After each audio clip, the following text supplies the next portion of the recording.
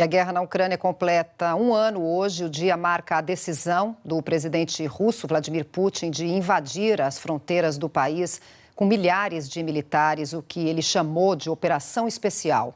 Na prática, Putin deu início a um conflito no meio da Europa, que ainda gera temor, inclusive de uso de armamento nuclear, além de milhares de mortos, e uma nova ordem mundial que acabou sendo estabelecida. Assunto para nossa Cecília Malan, que fala ao vivo direto de Londres e que traz detalhes sobre o discurso de Zelensky, que foi muito forte em Kiev, certo, Cecília? Bem-vinda. Foi sim, Beth. Bom dia a todos. Zelensky disse que este vai ser o ano da vitória ucraniana sobre a Rússia. Ele fez um discurso carregado de simbolismo e escolheu com cuidado cada palavra. 24 de fevereiro de 2022 foi o dia mais longo das nossas vidas, ele disse. Acordamos cedo com a guerra em grande escala da Rússia contra nós e não dormimos mais. Não levantamos uma bandeira branca, escolhemos defender a bandeira azul e amarela.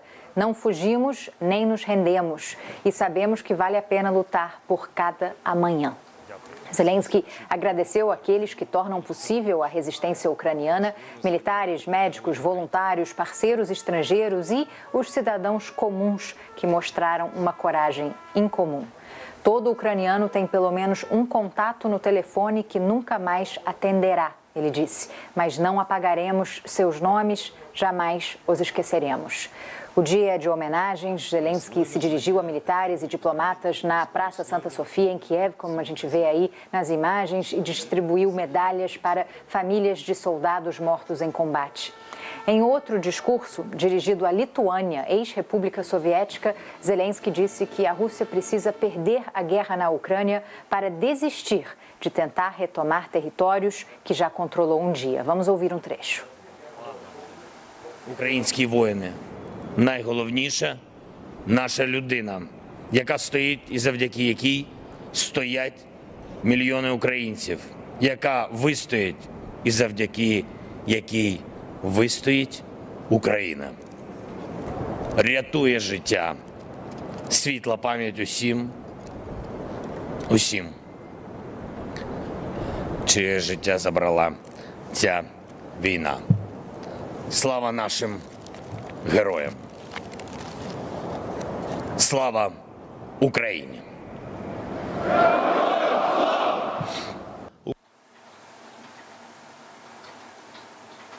Cerimônias marcam a data em diferentes cidades ucranianas, como Bucha, onde tropas russas foram acusadas de cometer crimes de guerra. Enquanto isso, russos e ucranianos continuam travando batalhas sangrentas no nordeste, sul e leste do país. Segundo o Ministério da Defesa britânico, a Rússia mudou de tática mais uma vez, vai focar na destruição da estrutura militar ucraniana em vez da conquista de novos territórios e aposta num conflito a longo prazo para exaurir a população e os recursos da Ucrânia. Agora, Cecília, alguns aliados da Ucrânia anunciaram não só ajuda financeira, mas também sanções contra a Rússia, né? Dia de novos anúncios, Eric. O Departamento de Defesa americano, por exemplo, anunciou um pacote de assistência adicional de 2 bilhões de dólares, que inclui equipamento para fortalecer a defesa aérea ucraniana. O presidente Joe Biden vai, inclusive, se reunir virtualmente hoje com os líderes do G7, as 7 democracias mais ricas do mundo, para anunciar novas sanções contra a Rússia, incluindo 200 indivíduos e empresas que continuam apoiando a máquina de guerra de Vladimir Putin.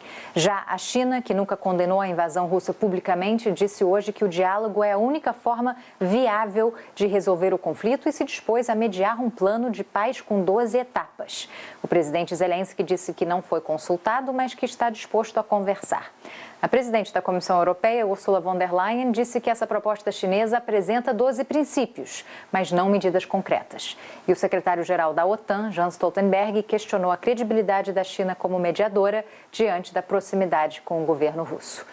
Enquanto na Rússia o aniversário da invasão mal é citado nas capas dos jornais, líderes ocidentais estão marcando a data. O rei Charles III lembrou como o mundo assistiu com horror a todo o sofrimento desnecessário infligido aos ucranianos. Ele também elogiou a coragem e a resiliência deles. Imagens aí de Charles com Zelensky no encontro dos dois nos últimos dias aqui em Londres.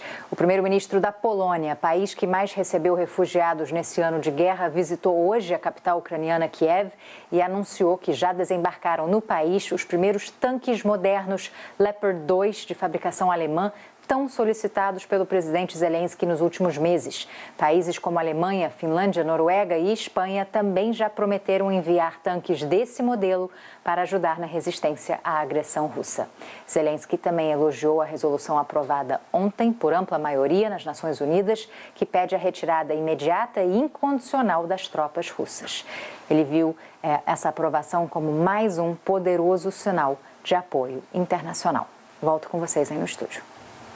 Essa foi a Cecília Malan falando ao vivo de Londres. Obrigado, Cissa.